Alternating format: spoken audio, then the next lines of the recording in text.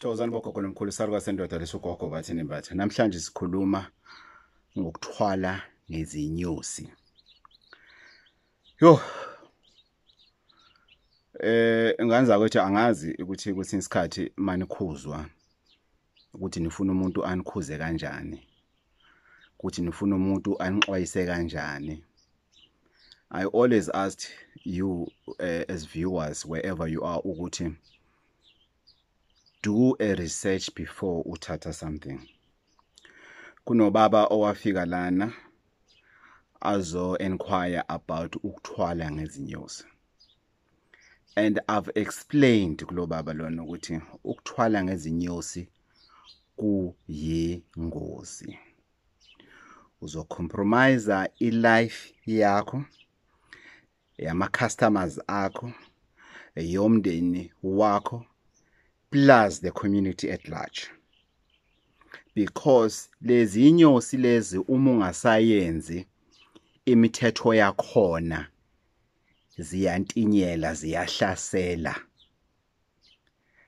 Ngahlala phansi nalo baba lona ngam-explainela ngathi baba lento inobungozi lana.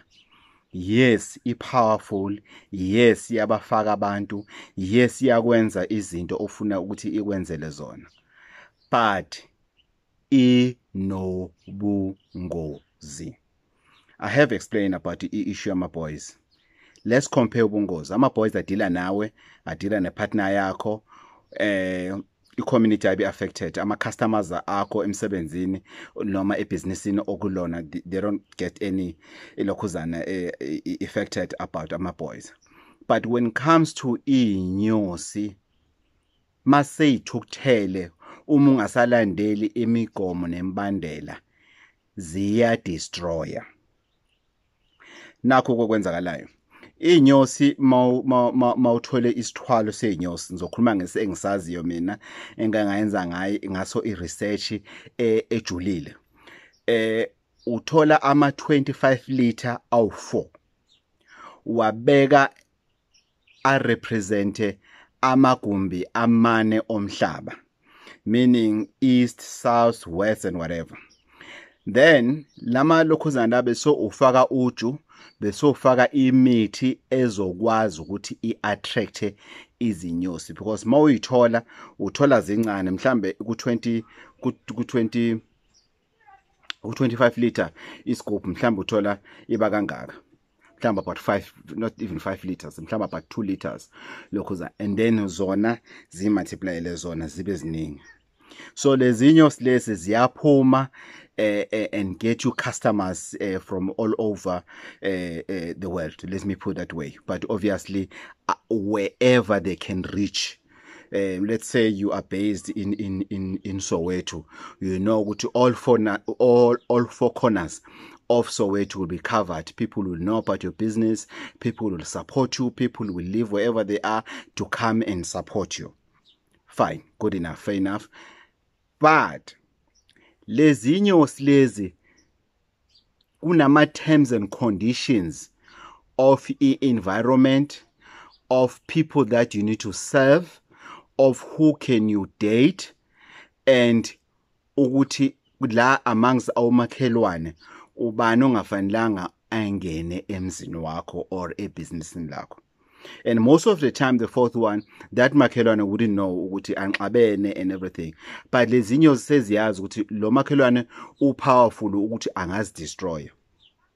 That's another danger. You don't know ukuthi ubani lo makhelwane loyo. Then you run your business as nandaba and everything. Ziyahlatshelwa lezi inyosi. Ziyahlatshelwa kunomnikelo wazo owenzayo. Sometimes bazokutshela ukuthi sihlaba imbuzi, sometimes bathi sebenzisa inkukhu, but the day sebathi kuwena sekufuneka igazi lomuntu, kula uzoshaya khona uvalo uthi ho, igazi lomuntu, hayi angeke. And bese umkhonto ukhombe ekhaya, then you might be required ukuthi igazi lomuntu oyi family member. Yes, I like to a family member. Let's zoom in within the family member, one of your children. Then you are in trouble. And then definitely I'm sure ukuthi no, that one I'm not gonna do. Abanye bayenza and then into ukuthola kwabo last for longer. But umuntu ofana nami nawe onelokhuzana one-conscious ukuthi hayibo, how can I sacrifice umntanami just to be rich? No, ayikho lento le. Bese ziyaqala ziya-attack, zimosha umsebenzi, zikutinyele, zikuhluphe, awusakwazi kwenzani, awusakazi kwenzani. Bakhona abantu abanesiphiwo, especially traditional healers, esokuthi umuntu uzosebenza ngenyosi. I'm not talking about lezo nyosi lezo, no. I'm talking about umuntu othwele ngesimo seinyosi ukuthi inyosi kube izona ezomfunela ama customers. Guys, lokho kuthwala lokho, it's very dangerous. Please stay away from such ukuthwala. You've got an option yegubhu, you've got an option ensila yemali. There's many options ongathwala ngazo uma ufuna ukenhisa isimo sakho sebusiness, isimo sakho semali. Stay away from things you do not know. Even if umuntu loyo okwenzelayo, you need to find out ukuthi ubungozi balento yini. Take time to do that research, especially when it comes to our boys, especially when it comes to inyosi. Yes, inyosi ziyasebenza. Because kulokhuzana ku 25 liter. Yes, it's millions yazo. So mase iphuma and zihamba ibusuku inyosi zakhona. Mase iphuma ziyokufunela abantu and everything. Obviously they won't bring millions of people, but they will bring a lot of people towards your business. But be careful. Lo baba ngifonela, I was on my way just now from Ophongolo, uyangifonela lo baba lona, uyakhala. I can hear ukuthi la khona kuyabheda. Inyosi lezi seziyantinyela. Inyosi lezi sezifunela zona igazi ekhaya. Inyosi lezi seziyayiphakela ke manje ngoba akafuni ukwenza lento le nyosi bekethazen. Uthi ngizomsiza ngani ngingenazo kwamina, ngizomsiza ngani ngingazi ukuthi ngenzani, because I cannot claim to be able to do everything.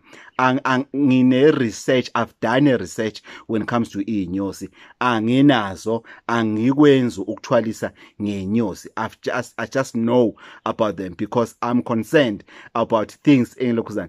Yonke into engiyenzayo noma ngiyithatha ngiyifaka ekhaya, I first consider my life, I consider the life of my family, I consider the life of abantu abezala ekhaya, and consider the lives of i-community engihlala kuyona ngoba nami ngisakhamuzi emazimeleni. So I cannot just bring things for the sake of bringing things because of ngithi hayi ngifuna uba nemali, ngifuna ukwaziwa endaweni ukuthi ngisikhokho mina kanti ngicompromise impilo zabantu. At the end of the day, imphefumulo yabo iwela kuphi? Ezandleni zami. Salwa sendoda uGogo Bathini Mbatha. Please guys, be careful of ukuthwala kweinyosi. I'm going to do another video about ukuthi inyosi zigudi kuphi okuyisebenziseni. But okwamanje we just focusing ekuthwaleni ngenyosi. But inyosi at the same time ungakwazi ukuthi umuntu onazo ukuthi abe nama services azowarendara kuwena azokusiza kuphi. So the next episode about isithwalo seinyosi, I'll be zooming in. It won't be about ukuthwala, but isihloko sakhona sokuthi ukuthwala kweinyosi, but we will actually be talking about what help can you get from inyosi. Salwa sendoda uGogo Bathini Mbatha mavula kuvala emzilama yamadoda.